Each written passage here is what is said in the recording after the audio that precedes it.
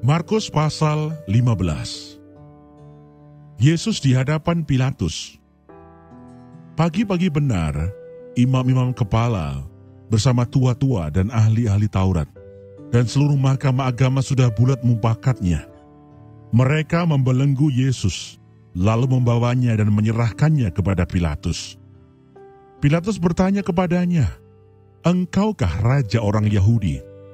Jawab Yesus, "Engkau sendiri mengatakannya." Lalu imam-imam kepala mengajukan banyak tuduhan terhadap dia. Pilatus bertanya pula kepadanya, katanya, "Tidakkah engkau memberi jawab?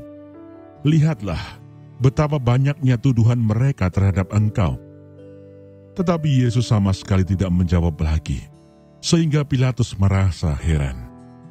Telah menjadi kebiasaan untuk membebaskan satu orang hukuman pada tiap-tiap hari raya itu menurut permintaan orang banyak. Dan pada waktu itu adalah seorang yang bernama Barabas sedang dipenjarakan bersama beberapa orang pemberontak lainnya. Mereka telah melakukan pembunuhan dalam pemberontakan. Maka datanglah orang banyak dan meminta supaya sekarang kebiasaan itu diikuti juga.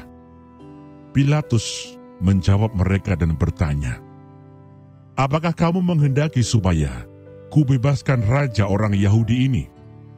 Ia memang mengetahui bahwa imam-imam kepala telah menyerahkan Yesus karena dengki. Tetapi imam-imam kepala menghasut orang banyak untuk meminta supaya Barabaslah yang dibebaskannya bagi mereka. Pilatus sekali lagi menjawab dan bertanya kepada mereka, "Jika begitu, apakah yang harus kuperbuat dengan orang yang kamu sebut raja orang Yahudi ini?" Maka mereka berteriak lagi katanya, "Salibkanlah dia."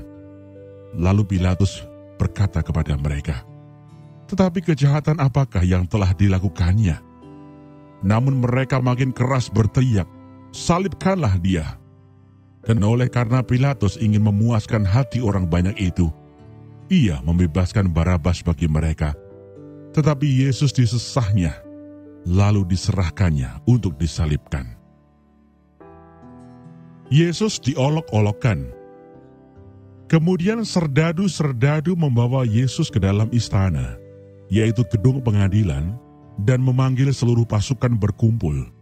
Mereka mengenakan jubah ungu kepadanya, menganyam sebuah mahkota duri, dan menaruhnya di atas kepalanya.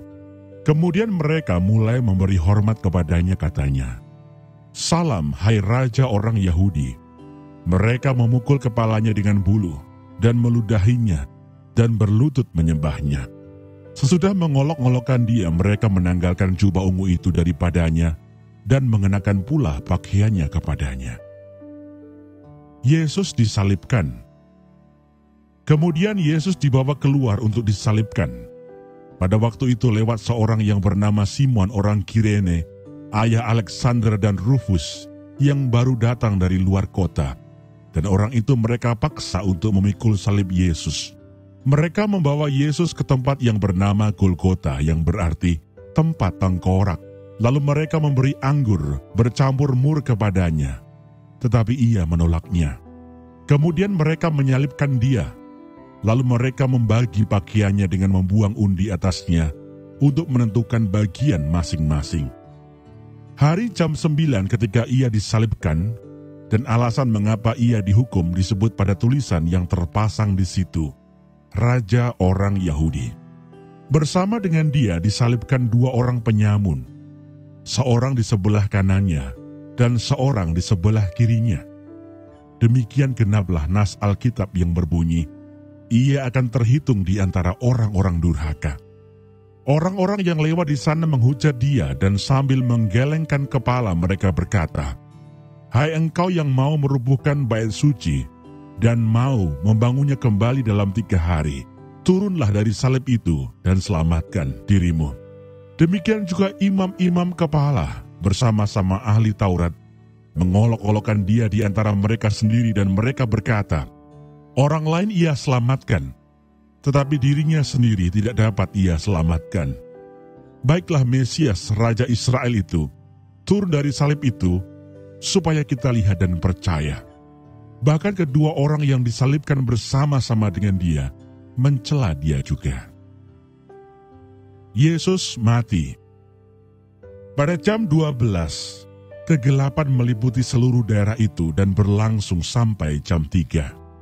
Dan pada jam 3, berserulah Yesus dengan suara nyaring, Eloi, Eloi, lama sabachthani, yang berarti, Allahku, Allahku, mengapa engkau meninggalkan aku?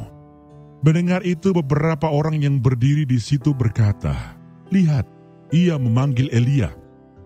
Maka datanglah seorang dengan bunga karang, mencelupkannya ke dalam anggur asam, lalu mencucukkannya pada sebatang buluh, dan memberi Yesus minum, serta berkata, baiklah kita tunggu dan melihat apakah Elia datang untuk menurunkan dia.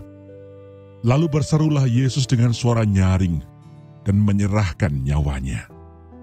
Ketika itu tabir bait suci terbelah dua dari atas sampai ke bawah. Waktu kepala pasukan yang berdiri berhadapan dengan dia melihat matinya demikian, berkatalah ia, sungguh orang ini adalah anak Allah. Ada juga beberapa perempuan yang melihat dari jauh, di antaranya Maria Magdalena, Maria ibu Yakobus muda, dan Yoses, serta Salome. Mereka semuanya telah mengikuti Yesus dan melayaninya waktu ia di Galilea. Dan ada juga di situ banyak perempuan lain yang telah datang ke Yerusalem bersama-sama dengan Yesus. Yesus dikuburkan. Sementara itu hari mulai malam, dan hari itu adalah hari persiapan, yaitu hari menjelang Sabat. Karena itu Yusuf, orang Arimatea, seorang anggota majelis besar yang terkemuka, yang juga menanti-nantikan kerajaan Allah, memberanikan diri menghadap Pilatus dan meminta mayat Yesus. Pilatus heran waktu mendengar bahwa Yesus sudah mati. Maka ia memanggil kepala pasukan dan bertanya kepadanya, apakah Yesus sudah mati? Sesudah didengarnya keterangan kepala pasukan, ia berkenan memberikan mayat itu kepada Yusuf. Yusuf pun membeli kain lenan. Kemudian ia menurunkan mayat Yesus dari salib dan mengapaninya dengan kain lenan itu. Lalu ia membaringkan dia di dalam kubur yang digali di dalam bukit batu. Kemudian digulingkannya sebuah batu ke pintu kubur itu. Maria Magdalena dan Maria ibu Yoses melihat di mana Yesus dibaringkan.